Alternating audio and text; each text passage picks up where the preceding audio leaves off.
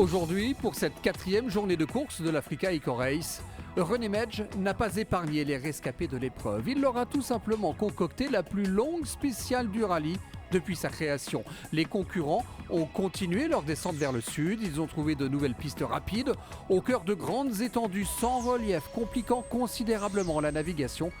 Au total donc 497 km de secteur chronométré entre Assa et Fort Chacal, un des premiers gros morceaux du rallye.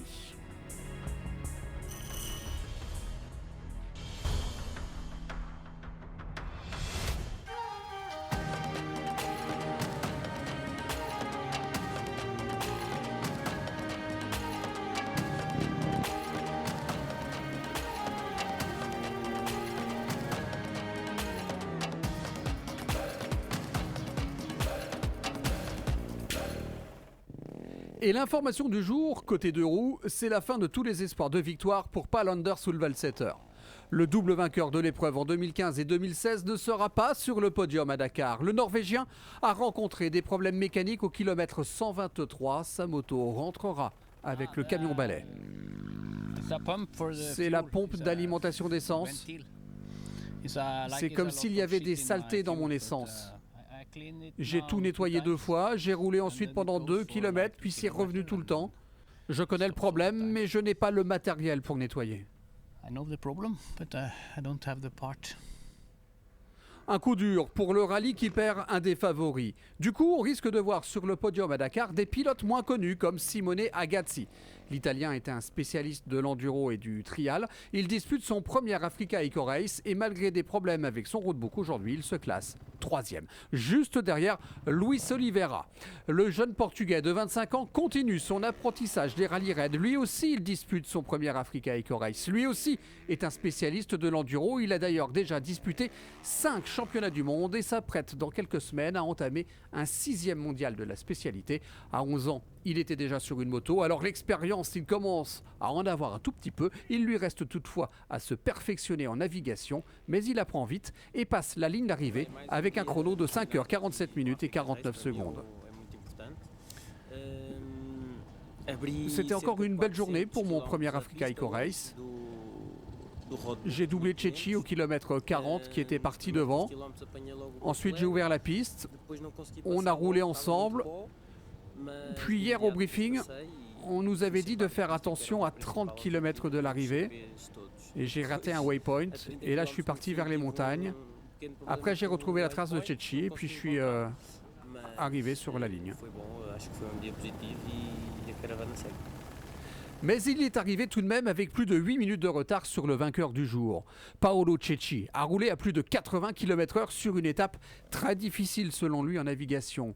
L'Italien n'a commis aucune erreur. Il a passé une bonne partie de sa journée avec Oliveira. Puis à 30 km du finish, donc celui qui a notamment gagné le rallye des Pharaons il y a 9 ans, a su faire parler son expérience. Il a pris une bonne option en navigation et a réussi à se défaire du Portugais pour ensuite aller savourer sa 6e victoire d'étape en 2 ans. Un seul regret toutefois pour l'Italien, ne plus avoir Solvallsetter comme adversaire.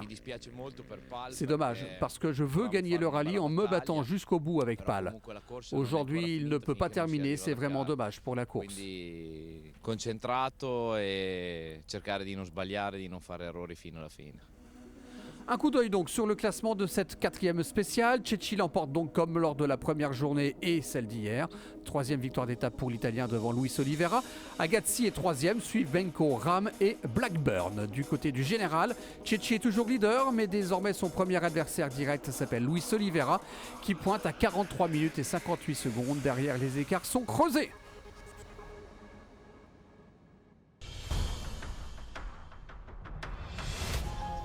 Préserver le désert, c'est un des maîtres mots de l'Africa Eco Race. En effet, l'épreuve affiche clairement sa volonté de donner au développement durable une réelle dimension en l'intégrant dans l'organisation quotidienne de la course. Un exemple avec Lima 3. C'est la voiture chrono qui se trouve à l'arrivée et que rêvent de voir les concurrents le plus vite possible. La particularité de notre poste, c'est qu'au niveau de l'énergie, nous sommes 100% solaire, c'est-à-dire que nous n'avons pas de groupe électrogène, pas d'essence à embarquer, pas de pollution, pas de bruit. Donc nous fonctionnons avec un panneau solaire qui se trouve sur le toit du 4x4.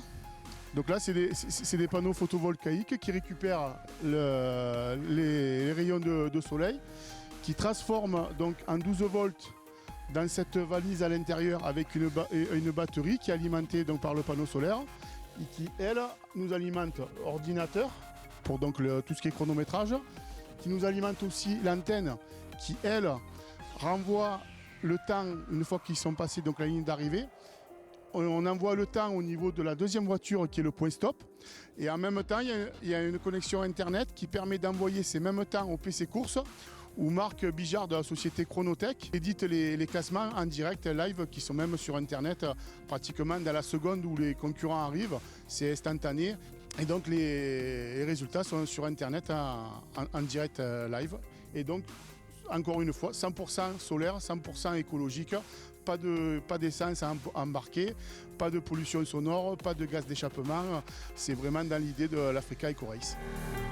Et le rêve secret de Jean-Louis Schlesser est d'équiper maintenant l'ensemble du bivouac en panneaux solaires afin que celui-ci soit 100% électrique.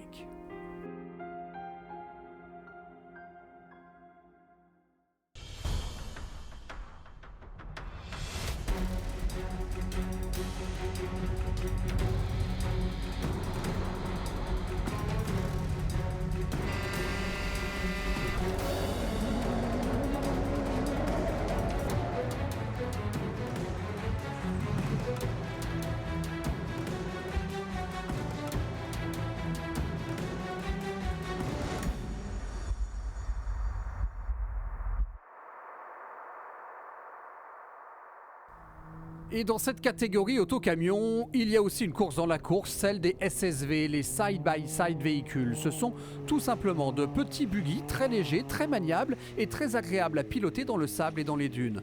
Ils étaient neufs au départ à Monaco et pour le moment, celui qui tire le mieux son épingle du jeu, c'est Loïc Bonnevie.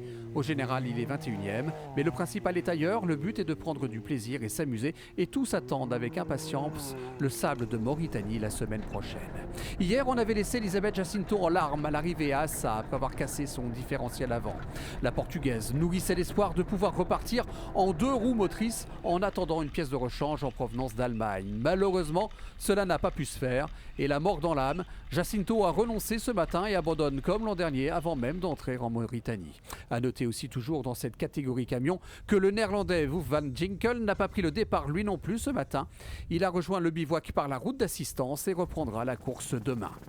En revanche, son leader d'équipe, Gerhard de Rooij, continue d'apprendre sur les pistes africaines. Il signe le 5e scratch du jour.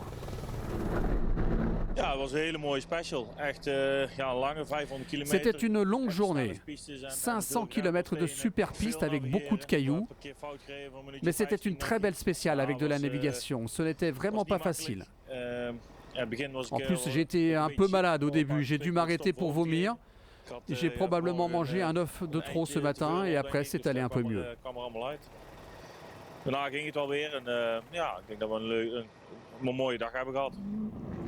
Du mieux aussi pour Pascal Thomas par rapport à hier. Il gagne une place pour finir 3e. Il n'a rencontré aucun problème mécanique. Il estime cependant que c'est un tout petit peu juste pour lui pour jouer la gagne. Mais il reste la Mauritanie et il se veut optimiste car il sait que là-bas cela se jouera non plus en quart d'heure mais en heure. Et peut-être que... sait-on jamais. Eux, ils se sont fait des frayeurs, puis se sont rassurés. Bref, ils sont passés par toutes les émotions. Partis en tête, Mathieu Serradori et Fabien Lurquin ont dû ralentir dans la dernière partie de la spéciale en raison d'un problème de direction assistée juste avant les dunes. Vassiliev les a alors doublés, mais lui aussi a connu des ennuis. Puis les deux autos n'ont pas cessé de se dépasser, de se croiser, un vrai chassé-croisé pour une vraie partie de cache-cache sur les derniers kilomètres.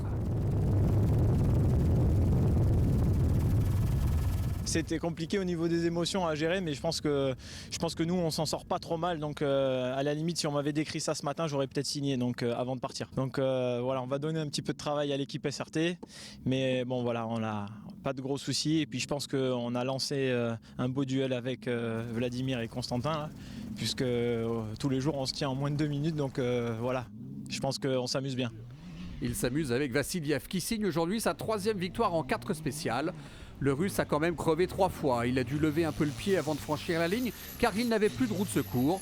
La navigation a été un tout petit peu compliquée, mais rien de grave, tout va bien. On sait que les pistes marocaines lui conviennent mieux que le sable de Mauritanie, alors il engrange de la confiance. On notera aussi que le Russe retrouve son coup de volant après son accident en mai dernier à Abu Dhabi. Blessé au dos, il n'a repris la compétition qu'il y a quelques semaines au Maroc, sur le rallye qu'il a bouclé à la 5e place.